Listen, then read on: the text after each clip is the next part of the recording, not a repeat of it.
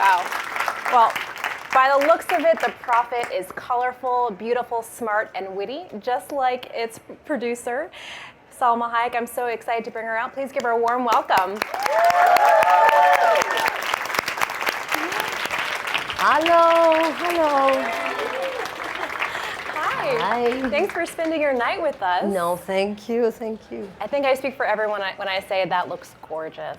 So beautiful. You can tell that there's a lot of passion and heart put into that project, huh? And you've seen it, And right? I've seen it, yeah. So So I'm going to try very hard not to give anything away, but when I tell you it's a must-see, it's a must-see. But in any case, The Prophet has sold hundreds of millions of copies worldwide. Almost everyone has seen the book, they've heard of it. But can you tell me a little bit about your own connection to the book and why this was something you just had to bring to the big screen? Yes, I found this book on the bedside table of my Lebanese grandfather when I was a very little girl. And it had that cover that it was actually a drawing by Kahlil Gibran of a face of a man. And I memorized that face. I don't know why it made me think of my grandfather. And then my grandfather died when I was only 6, and we were very close. And it was very traumatic. You know, it was the first time that I had to confront a close death. And I thought it was so unfair that I didn't get to grow up listening to him and what he thought about life, and having him teach me things about life and about who he was. And when I was 18, I ran by an accident. Well, not by an accident, but I just found the book on someone's house. Wow. I think it wasn't even my friend, it was probably the parents, you know, and I said, oh my God, this book, and I read The Prophet, and I said, can I borrow it?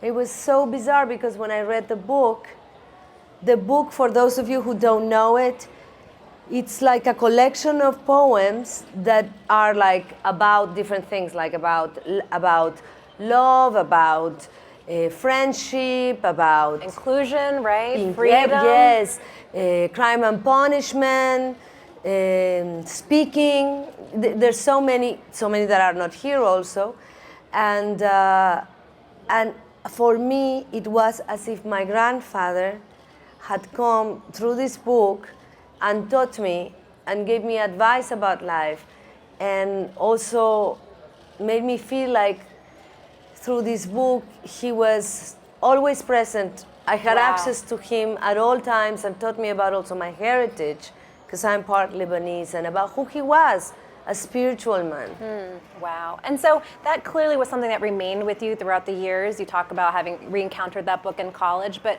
why now? Was there something that clicked in terms of thinking, you know, now's the time for me to make this my life's mission, to bring this movie into existence? Was there something that happened, or?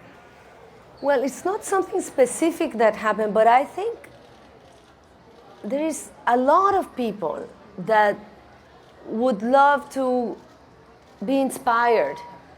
You know, life has become a lot about just survival. And then we go to the movies to forget about our lives.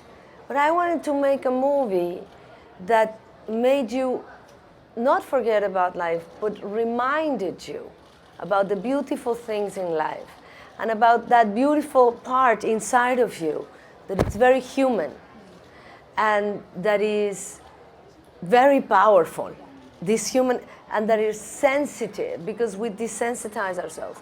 And to be able to expose children to this and to poetry, and for the children, even if they don't understand all the words, they understand the poems through the images.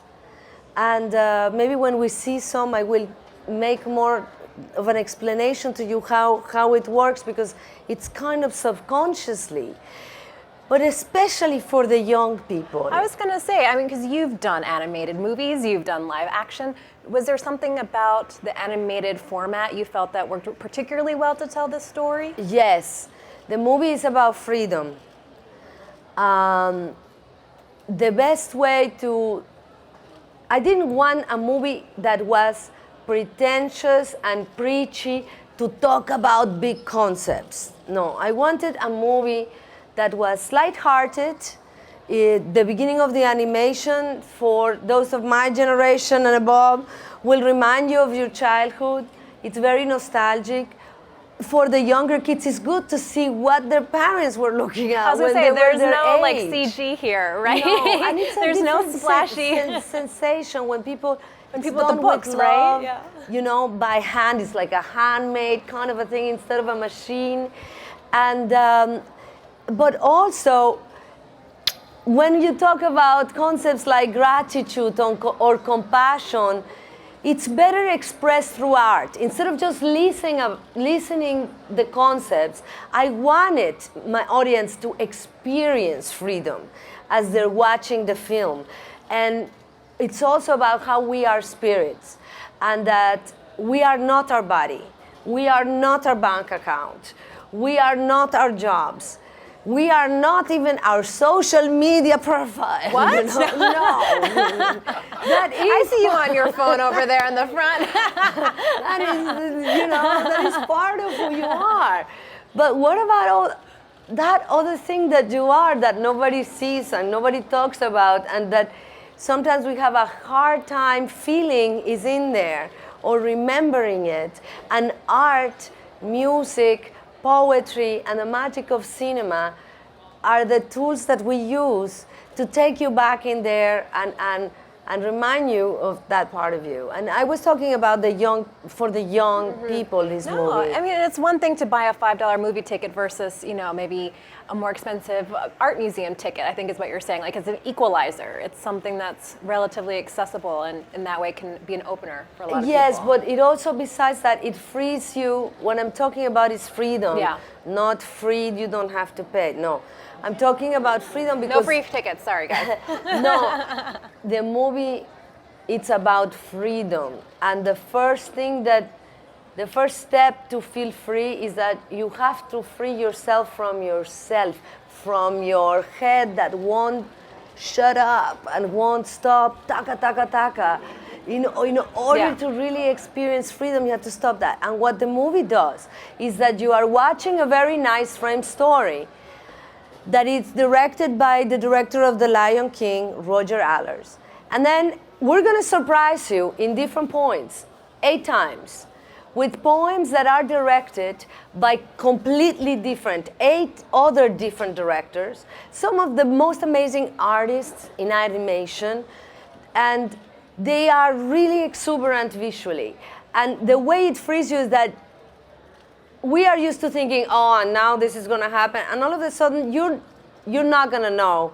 You can never be prepared for what's going to come. You don't know what it's going to look like, and you don't know which one is going to be, and so you're not controlling, and you get to be free for that moment because you take a journey, but that journey, it's inside yourself. Everybody is moved by something different. It's not the kind of movie that is controlling what you're thinking and telling you what to think or what to feel, and this is, you know, where you're gonna cry. Yeah, we have the frame story, but the rest, it's all you, it's all yours. It's one image affects one person, one word, one, you know, sentence affects another person, and when you see the critics, it's crazy because they're all over the place in what they say. Oh, this was very good. No, I didn't like that. I liked. Everybody says something different, and even like we've had really good critics, but there was one that I loved because it was a bad review, and I love it because it says, no, this movie is not good. It's like a self-help fantasia. Oh. And if I had money to pay one television ad, Right. I will put that quote to try to tell people to say. Yeah. And he thought it was an insult, and I thought it was such a beautiful compliment. But of course, maybe for cynics, this is like, oh, jarring, no, it's it moves you, and it's very beautiful with the art, and it's very, you know, childish with the main story. You should not go see this movie, I say, because of it. I really recommend this movie. Well, I think that's a perfect place to stop for a second and watch a clip, right? So you can see some of this beautiful art. Can you roll that? Thank you. This is the perfect example because The kids might not know what unbound means. They might not understand the words. But the message that the birds that are supposed to be free are trapped, with a cord linked to a tree, and that they still fly. And when they fly together, they take it off the earth. And they still fly even with the tree hanging on to them. But there is one that manages to still break away from the tree. So these are sublime. This is poetry, and it's done with art. So even for the children, this is very interesting. And now you've been promoting this movie worldwide, right? And the movie was released in Lebanon. I've only promoted in Lebanon. Lebanon, okay. And here, and to a couple of right. festivals. But in this Lebanon, is the second place it comes out. Oh my goodness! So, but Lebanon, where your family, you have some roots, and where the poet is from. What was the reception like there? I mean, were they as receptive to these ideas as? It was extraordinary. We had, I think 10,000 people outside of the theater that couldn't get in, that were going crazy the day of the premiere. On the second weekend, we beat, what was it? The Avengers? The Avengers. Right. Can you believe that? They beat the Avengers? Film. It's coming out in 2 theaters in America, one in New York, one in LA. And then if it does well, it'll continue to grow. In Lebanon also, it was like not a lot of cinemas. Wow. It's kind of an art house film, but it's not. It's very accessible, but it's seen, because it's unique, it's seen as an art house film. And I want to say a little bit about that, because you produced this movie outside the studio system, right? Completely. I mean, I think for a lot of us, we think, oh, Salma Hayek, the movie star, she's famous. A movie, she can get that done, no problem. But there was a little bit of a journey in making this, right? Can you tell us about that? I didn't really try to take it to a studio, because we wanted to have the philosophy of the book, of the writer, also in the creation of the film itself. So the film has no country. It's the only film that has no country. We got money from many different countries. All the artists involved in the film, the musicians, the directors, all the artists come not only from different countries, but from different religions and backgrounds. They are different ages. We didn't want to have one point of view to say, this is what you're going to think, this is what I think, and this is what I want to tell you. We wanted to take a vision of a source from many different angles, which this never happens in not only Hollywood, but not even in independent film. Right, to go to different countries and to have everyone pull together like this. And different artists, and then all of them complete. We were celebrating the differences. The film is also about that. And then the other thing that we did that had never been done before was go to the artists that did the poems, and because the film is about freedom, they had complete freedom in their creation. They didn't have a color palette. They didn't have to use one technique. We'd use 9 different types of animation during the film, different techniques. So we really wanted to be true to the spirit of the film. The film is about freedom, and that's why we used it. And all of that 4 years to make this movie. And a half. 4. Wow, that is incredible. And it was, of course, when you try to tell people to get the money was the hardest part. I want to make a movie based on this book. Oh, great. Yeah, how do you pitch that? It sold a lot of copies. That's fantastic.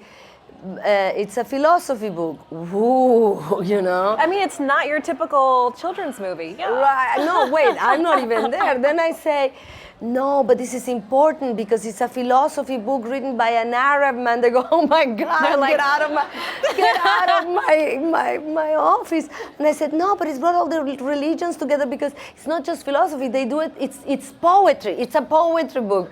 And of course, now they're ready to kick me out. And I said, but listen, it's for children. It's in animation. And then their head starts spinning yes, again. So it was really difficult to. I didn't even tell them that it was it was hard to tell them then, by the way, there's 9 directors and they get to do whatever they want.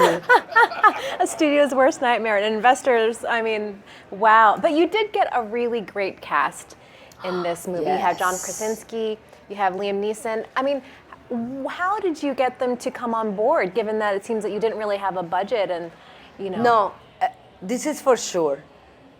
And this is the good thing about being poor, that the people that are around you are there, because they love you. Right. You know who your real friends are. Yes, the people that are involved in this film, they all did it out of love because they were excited about participating in an experiment, because it is an experiment, and because they loved the material.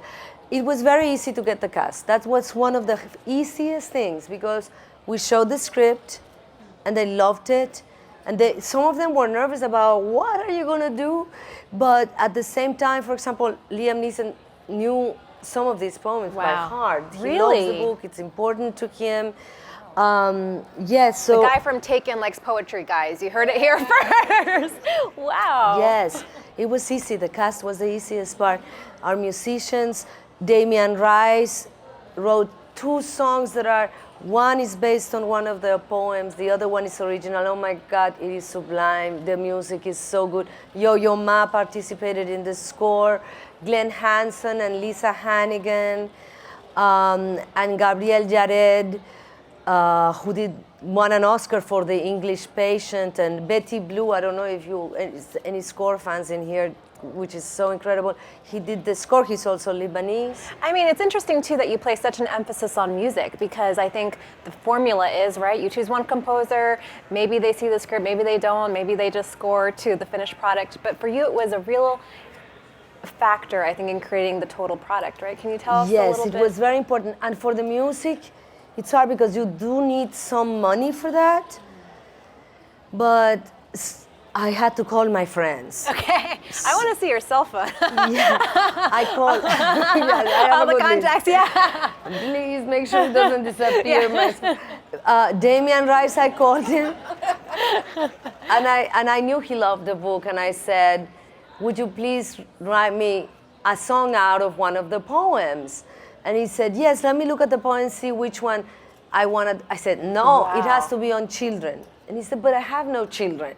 And I said, "I know, but it has to be on children." And he goes, "Why?" I said, "Because it's my favorite one, and I know you're going to do such a beautiful job with it."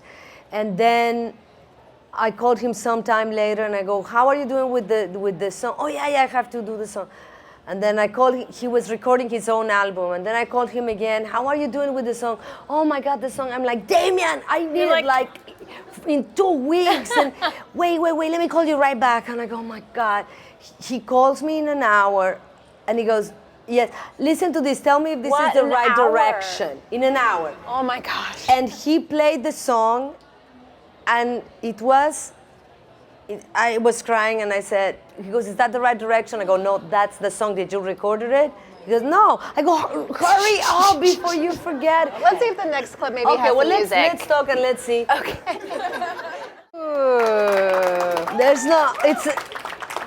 The best part of the poem is coming now. This one, for example... You'll just have to go get a movie ticket and see it in theaters when it comes out tomorrow, okay?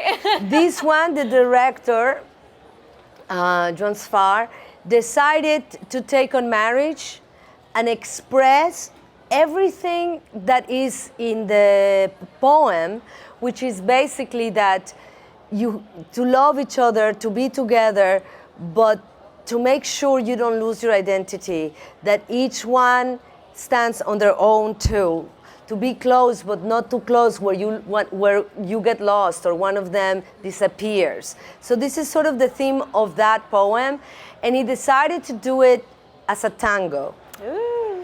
And he worked with real people and a great choreographer, and this poem becomes a dance. They do what the poem means in a dance.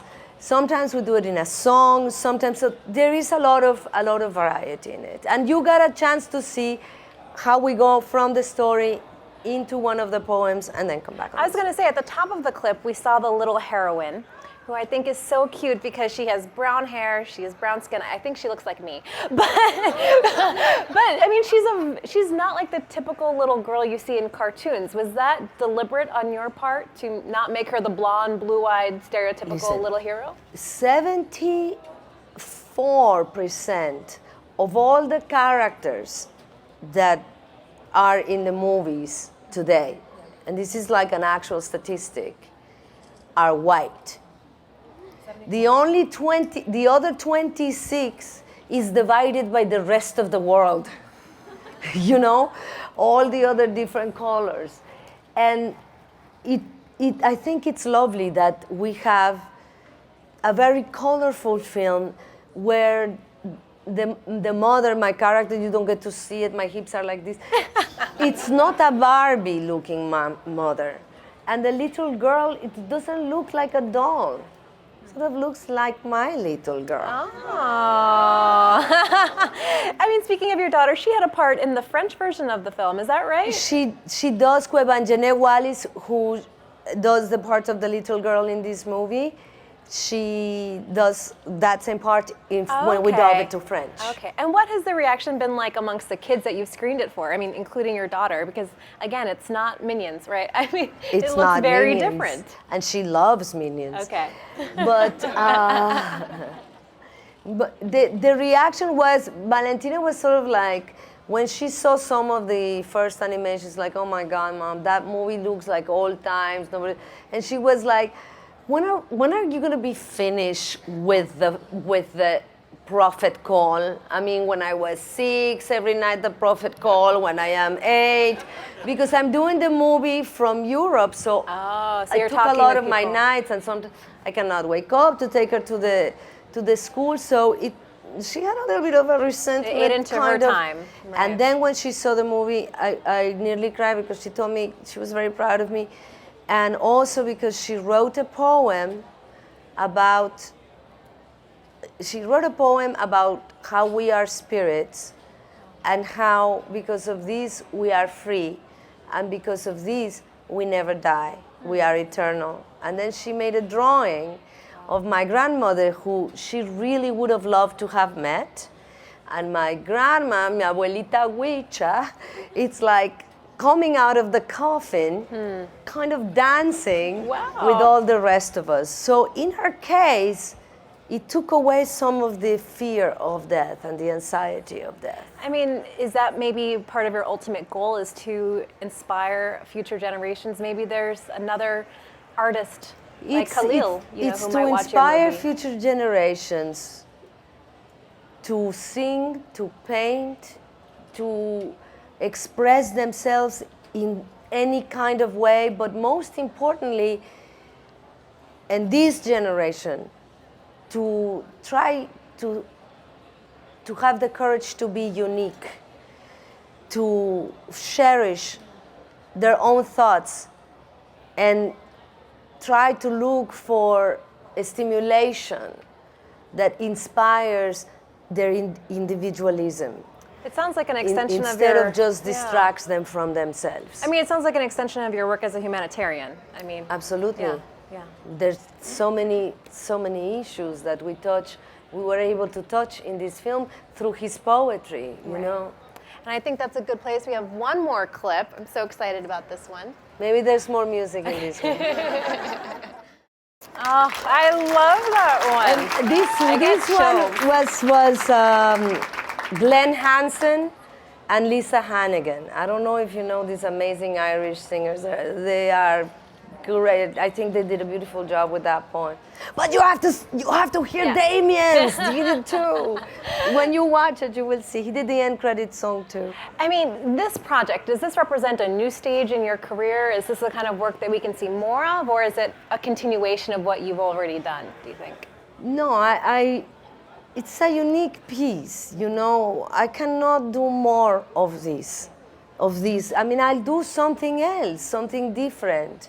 It's so from the heart. I mean, it was so difficult to get made. We had a very small budget, very, very small budget. To do animation, it's very expensive, very complicated. it's a one of a kind. I don't think I can go on and do many like these, but I will come up with something else. Okay. They said that to me when I did Frida. Yeah, you know, you can't do are Frida you gonna part do two? more? I'm not gonna, like other biographies. Not right now. I feel like I would be unfaithful to this one, and it took me this long to bring to you something that like this, something that meant so much to me, something that I wanted to say. You can just pop up like that when it's that profound. You can't just like whip it out, whip like it out just, of you. I mean, but that being We'll see. said, I mean, because it was so much work, is it easier being the glamorous movie star, or is it easier to be the producer because you do have all these connections? I mean, which is harder? Which do you enjoy the most? Being a producer is hard. Trying to produce original material, it's nearly impossible. You cannot. This is just get hair, makeup, with the jeans on, and out you go. It's nothing, you know. Right. But it's say this much of who I am. Yeah. This. It's You your take a heart. piece of my heart, and you get to know who I am, not who I'm wearing. So it is a lot more difficult, but at the same time, a lot more meaningful. I love that. And that's a good place. I think we have time for some audience questions. If you have a question about Salma or the movie. Hi, nice to meet you. My name is Adam. You mentioned freedom and non-attachment to materialistic things. That sounds very Buddhist and Hinduist. Did you try to incorporate that into the movie based on those spiritualities? Yes, his work. Those are his words, you know. But yes, that is in the movie too. Actually, there's not even anything materialistic to even be having to do the comparison. It's all about all the other things. It is about also freedom of speech, and there is a little bit of a political storyline within it that it's very timely. You will see. But there's nobody glamorous or rich. It doesn't even. Right. That's not You part of do the see story. a mother struggling, a single mother, which I play, struggling not only to provide for her child, but to connect with her child. Because her child stopped talking since the father died and cannot talk. So one of the other themes in this film, it's this little girl trying to find her voice. And I think, again, this is symbolic in the film. But I am talking about every woman trying to find her own voice and where to find the inspiration. And most importantly, the courage to speak it out and the purpose that gives her the strength and the courage to do it. And that's one of the themes also of the film. So it is very Buddhist. It is spiritual without having to put a label into it. I love that. It's beautiful. How long of a process was this to get created and all that? To get it created? Yeah. Let me hear your voice. I'm sorry.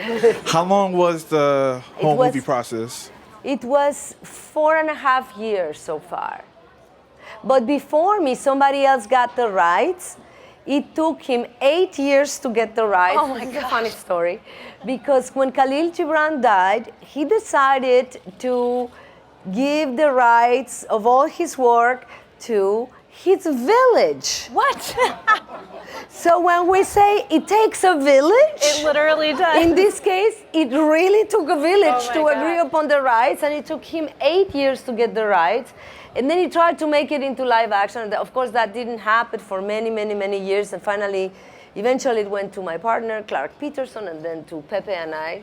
Pepe is my other producing partner, but I think he left. He's sick of listening to me. So. I know, he's here. Hey, Come here, Pepe. show your beautiful face. Ladies and gentlemen, Pepe Tamez, the other producer who endured this with me.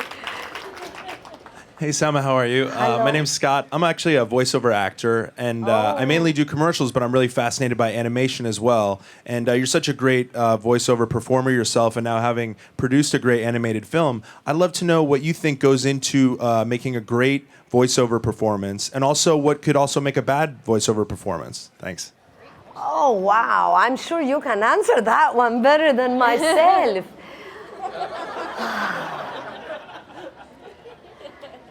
I think that depends on the material.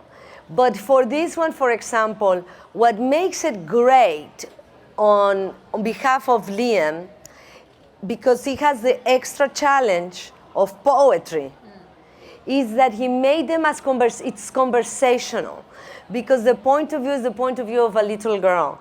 So he just says the words as if he was talking to a little girl, you know? And I think that really was amazing the way he did that. It doesn't feel like it's coming at you, but it actually lures you into it in a warm way. I think that it's most of the actors here it's a little bit more naturalistic. We're not going for the huge laughs. We're going for a constant smile. And I think that for example, in my case, I try to give a lot of colors to the voice so that it's not boring, which I'm sure John Kaczynski and Alfred Molina did the same, because they have very funny roles. So always quirky noises, you know, when Evangeline does the funniest noise, she had to also do some seagull noises, because the only friend of the child at the beginning, it's a seagull, so the only language she speaks is seagull language, so she had to do that too. And so I think the variety of the different voices and the different styles, like in life, how I say the variety of colors always makes something richer. Wow. Hi, Salma. My sister Sammy and I are here. We're Palestinian, so we're very excited to see something from Arab culture. The question I want to ask is how far... You're not going to know which one to choose. There's so many out there. Right. So we just wanted to ask, how far does the film deviate from the original book? So how close are they to each other? The original book doesn't really have much of a story. It's a guy that is going on a boat, and he's been living in an island, and on his way out, people stop him and say, oh, talk to us about this, about that. They all get together to say goodbye. And because he was very wise, talk to me about this and about that. So the spirit of the piece is very similar. In this case, it's a man that is a poet, and he's been in house arrest for his work. And this is the day that supposedly they're going to release him in a boat. And on his way to supposedly being released, this is also the day that he meets this girl, because she sneaks in there. You will see. And so it all happens in one day, and how it changes so many lives. And on his way there, he encounters, like, for example, what you saw in the wedding. He was walking, so people are getting married. They invite him over. They say, give us a toast. But along the way, there's many organic occasions where he talks about something. So the structure is kind of similar. The story is more cinema-friendly and child-friendly. Hi, my name is Camelia. I have a question.